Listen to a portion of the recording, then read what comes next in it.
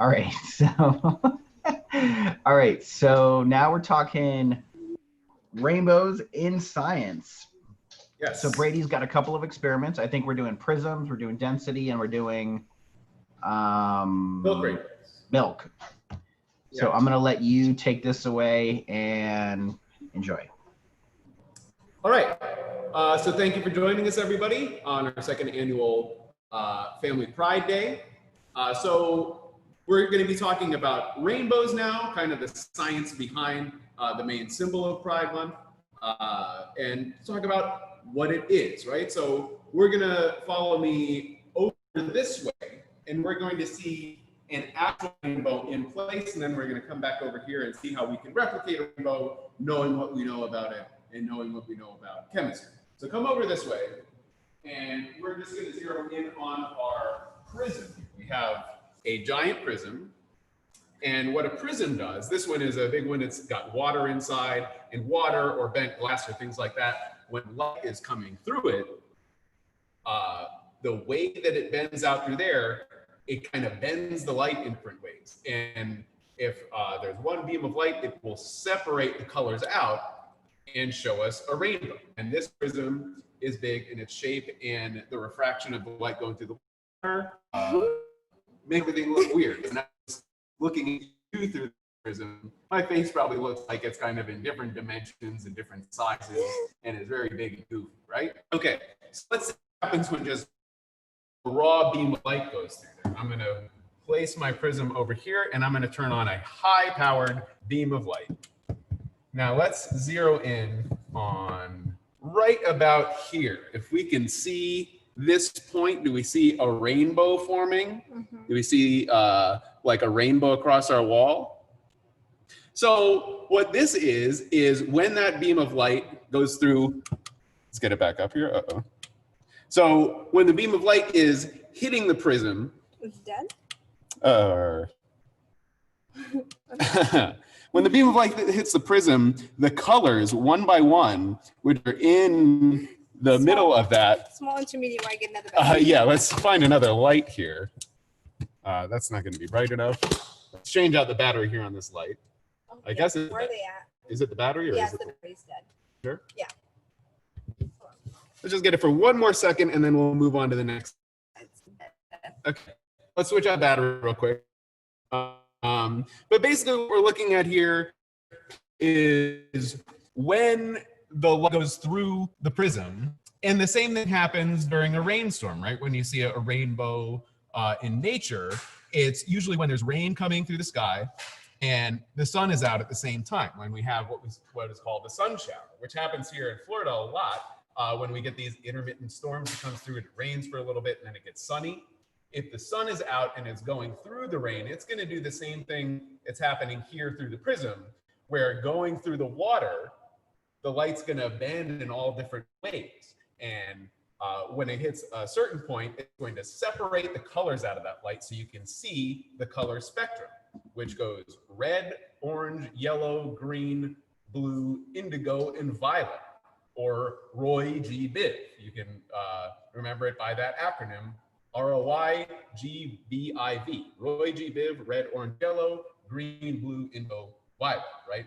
Our colors of the rainbow are colors in the visible light spectrum. So when we shine it through our flashlight, when we shine the flashlight through the prism, and we get it through this way, bring it in closer to about this point, so we kind of see this rainbow that's coming through on the wall through our prism, right? So basically, all the rainbow is light coming through a certain point, whether it's bent glass or water, and separating the colors out so that you can see them individually rather than in a wide mix of things as we're just kind of seeing here, right? Because we see color as a reflection. So let's go back over to the table, and we'll try to replicate a rainbow using chemistry. So I have one here, and this is a rainbow in a jar. Now, can we all see all the colors of the rainbow in a jar? So this is not using bent light. This isn't a network using prism. This is using chemistry. This is using a bunch of liquids of different densities, right? Now, some of the liquor are thicker than others to the point where if slowly enough, they won't mix together. So this one I did earlier, and then I'm going to walk you through how to make one on your own. And it's just using a few simple ingredients. You probably have most of it at the house. Start with, again, we have our Roy G. Biv spectrum here: red, orange, yellow, green, blue, and violet, right? Or purple, but Roy G. Biv doesn't sound as good as Roy G. Biv. We go with the violet here. That's what we call our visible light spectrum. So in order to make our density rainbow, we want to find a jar or a cup of some kind. It doesn't have to be a cylinder shape like this. It can be any kind of glass, or you want it to be see-through, obviously. So we have these glass vases here. So I'm going to start with my glass vase. Now, how you pour this is really important to how, right? The ingredients we're starting with are corn syrup or honey.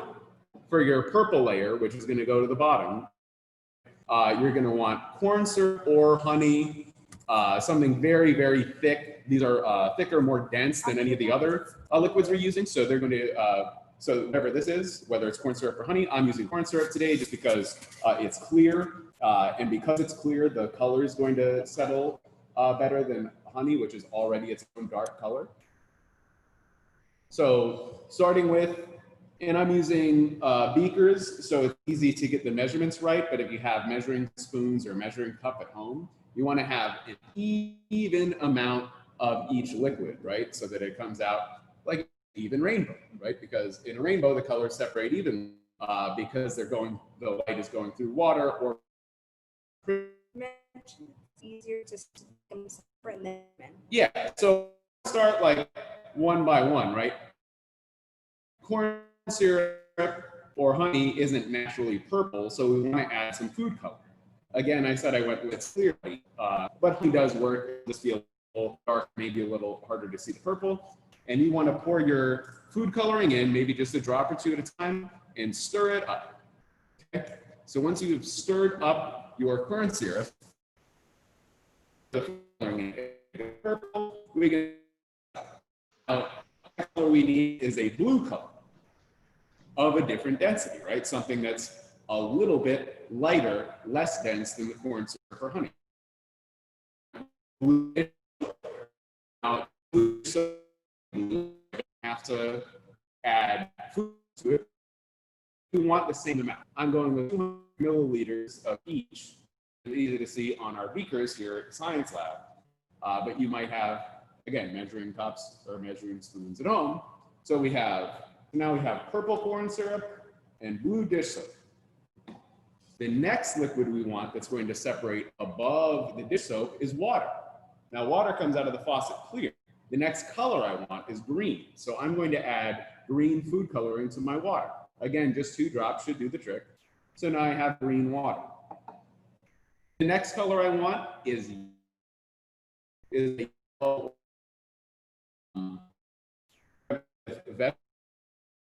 which is already yellow and also less dense than water. And if you've ever seen mix oil and water together, you probably already know that they don't mix. They kind of separate on different layers of each other. So now I have yellow vegetable oil. And now for our last layer, we want the least dense liquid we can find, which what I have on hand, what you might have on hand too, is rubbing alcohol. Rubbing alcohol, which is even less dense than water. Rubbing alcohol is clear, so it's hard to see, so you want to put some red food coloring in it. So I have red food coloring. I have my ingredients here, right? And I have my Roy G. Biv, red, yellow, green, blue, and purple, violet colors here. I don't technically have orange, so it's kind of Roy G. Biv as it is now, but when I do put this together, you'll see a little bit of an. Now we can get into mixing our colors, right? And this kind of gives you a little idea of how that works as well. So the first thing I want to do is for my dense layer, which is going to be violet corn syrup, honey, into my vase. So now I have my glass vase, and I'm just going to pour this in, and you can see how dense it is. It's so thick that it all just droops out, right? So this one is going to pour pretty steadily and pretty surely and slowly. Get as much of it as you can in there, and now I have a nice purple layer in my tube. The next thing I want to add is dish soap for the blue layer, right? My blue dish soap. And so it's important to know. Hold on, Brady. Did you mention? I see a note in here though, to pour direct. Don't pour directly into each other. Pour on top of a spoon, right? Yeah. So that's what I'm getting into. Okay. So for the first layer, it doesn't really matter. You just pour it into the bottle. But for the next layers, when you're pouring the liquids on top of each other, if you pour it too fast, it's all going to stir up together, and eventually the liquids will separate out, but food coloring will mix, and you'll get these kind of big blotchy brown or really shadowy divides between the colors. In a rainbow, you want a clear kind of transition to each color. So that is to hold the spoon upside down and pour very slowly your next liquid on top of the spoon. Soap is next. So dish soap is less dense than the corn syrup, but more dense than the water, so it will. And it helps if you if it hits the spoon and then uses the side of the glass to get down. You're doing a great job, Rick. Yeah. Side of the glass is good to get down. One issue I was having with the soap on there before is having the glass on the soap and then other liquids coming into it. Gave me a little bit of foam, but that eventually separated out. So yeah, you just so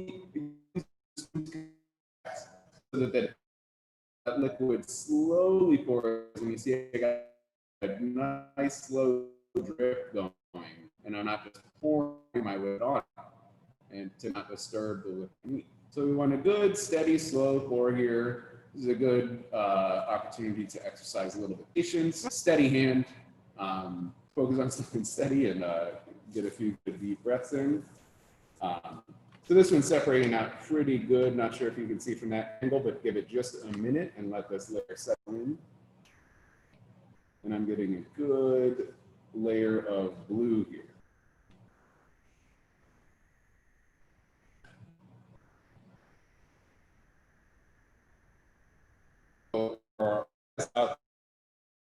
Blue into violet.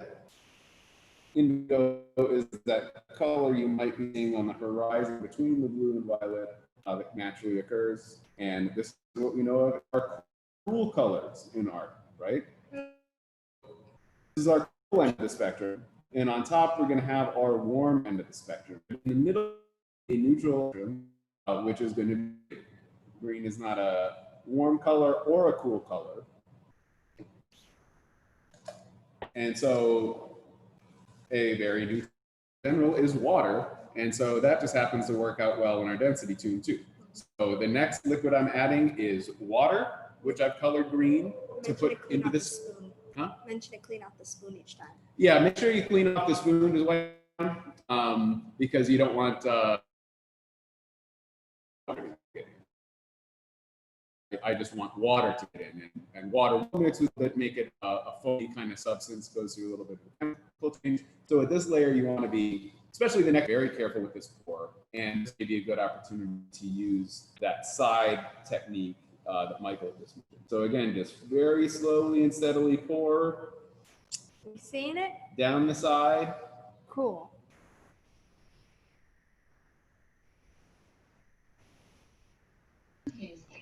Reagan, with the light, you can see that. I can see them from here. I can see that you have three. Is it 3 layers or 2 layers in there? So we're on our 3rd layer now. Yeah, I see 3 layers in there. Like that, just like that. I can see 3 layers. Even going down the side, you can still see like a little bit of water penetrating that density layer. That's okay, it'll kind of settle back out. You just don't want it to be too much to where the water turns into soapy water. We learned with our first demo. Yeah, which will eventually settle back out, but for best results, the steadier the pour, the better. And so I'm about good with my neutral density layer here, my neutral color layer, which is green water. So again, just to review, we have purple corn syrup, which can be substituted with honey if you want. I didn't have a red one, blue food coloring, which gave me my purple. A secondary color.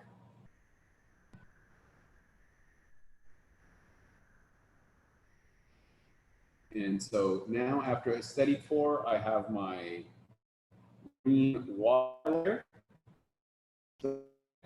purple corn syrup, blue dish soap, and green water. And now we are through to the layer of our rainbow. The next thing we want is something that is less than water, so it will float on top. And it also wants to be yellow, right? Because the next color in the rainbow is yellow from here. So I am using vegetable. So I didn't need to. Vegetable oil does not have hydrogen or any properties of water in it, which is what food coloring bonds to. So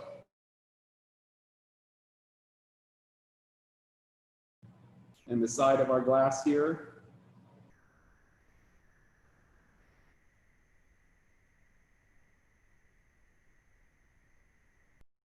can't really see what I'm looking at from here, but you can kind of see this layer of the vegetable oil really just sliding right on top of the water, which is always really fascinating to see. And now we're seeing our yellow layer build up. So now we can see that expanding, and now we're getting what looks a little bit more like a rainbow, right? Let's get our vegetable oil in here. That was a little bit too strong of a pour, but it's still.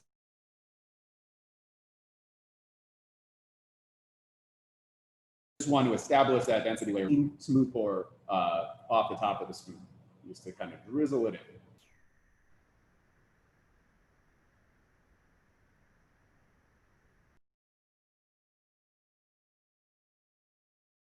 That we're gonna put in here. You can second layer to this.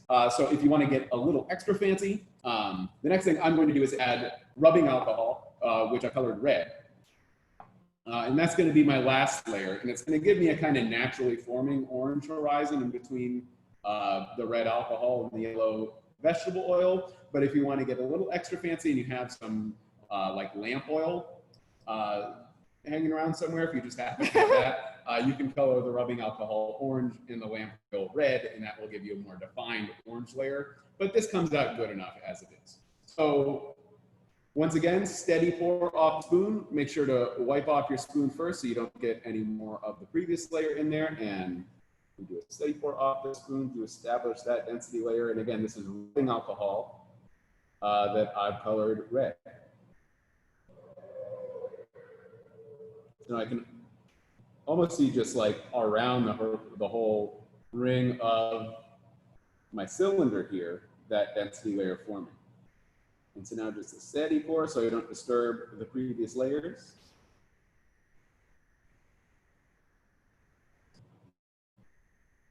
A little bit of action. That's okay. It should settle out if you have a little bit of a flub like that. Remember, it's more about not breaching the density layer too much and not getting those bold borders in between our colors.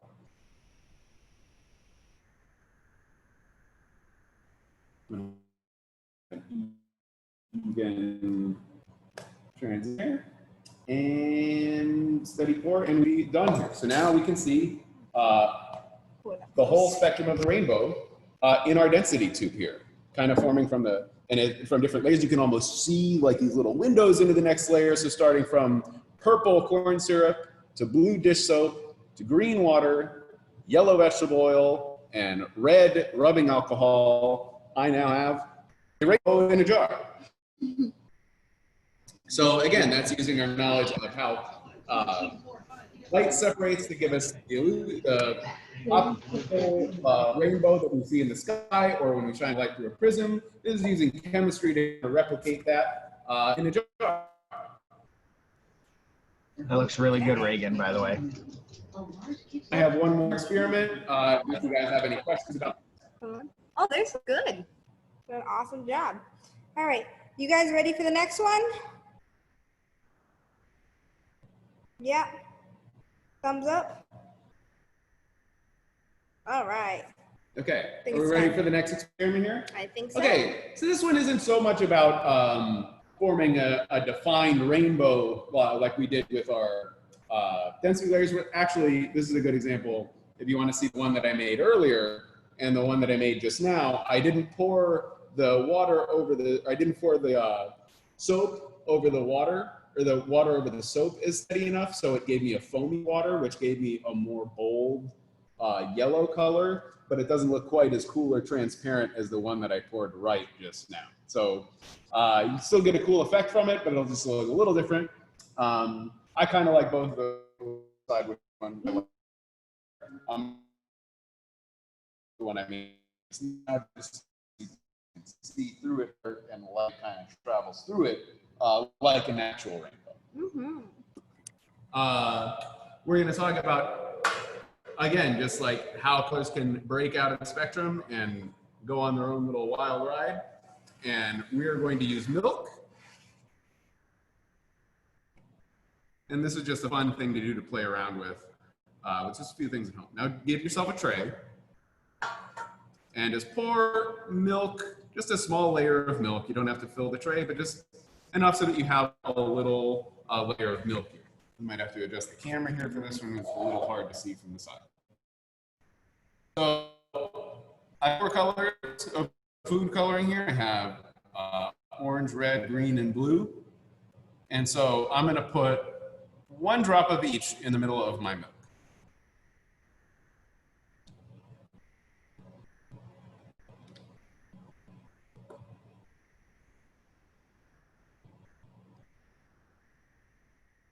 Okay. And you guys can experiment with where you place these colors, because the next thing that's going to happen is going to, well, we'll see. But where you place to begin with might change your pattern after this. So for now, if you're just joining us, I have a tray of milk, and I put just 1 drop of a few colors of food coloring in. Now, the milk is pretty thick. It doesn't, not as fluid as some of our other things. It has very strong surface tension. So what I want to do is I want to get some of that surface tension and disperse some of the bacteria that is naturally in the milk, right? So what I'm going to do is the same thing I use to cut any kind of bacteria, dish regular dish soap, just like actually the same dish soap I use for my blue layer in the density group. And I'm just going to put a little bit of dish soap in my tray of milk. Are you guys ready? Mm-hmm. All right, here we go. We're going to go 3, 2, 1.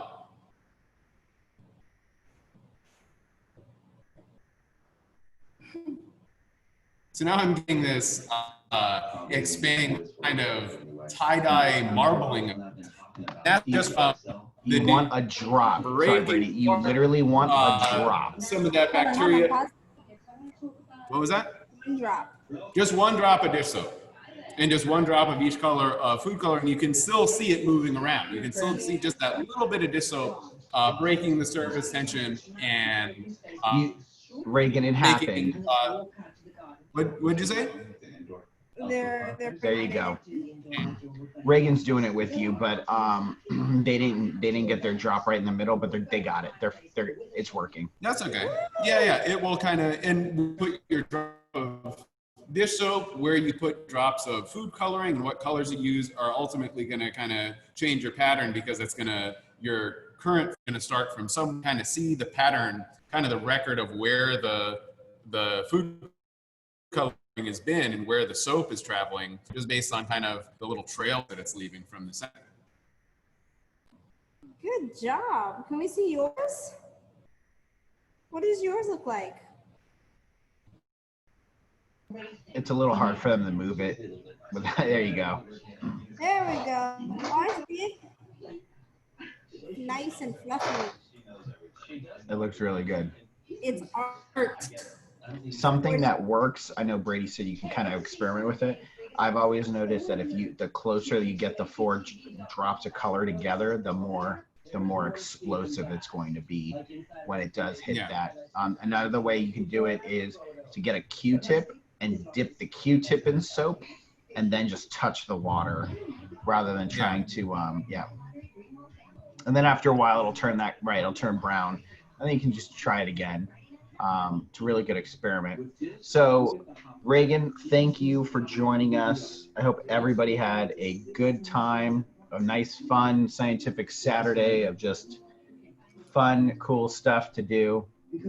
And we want to say thank you to Bank of America, who is our sponsor. Absolutely just grateful to them for everything that they do for us. And Brady, Shanita, Alina, thank you so much for handling this stuff over there. And somebody has their name as thank you. I'm thinking they're saying thank you to us. And Reagan, we'll see you later. Hopefully we'll see you at the museum soon, okay? Bye, guys. Thanks for coming.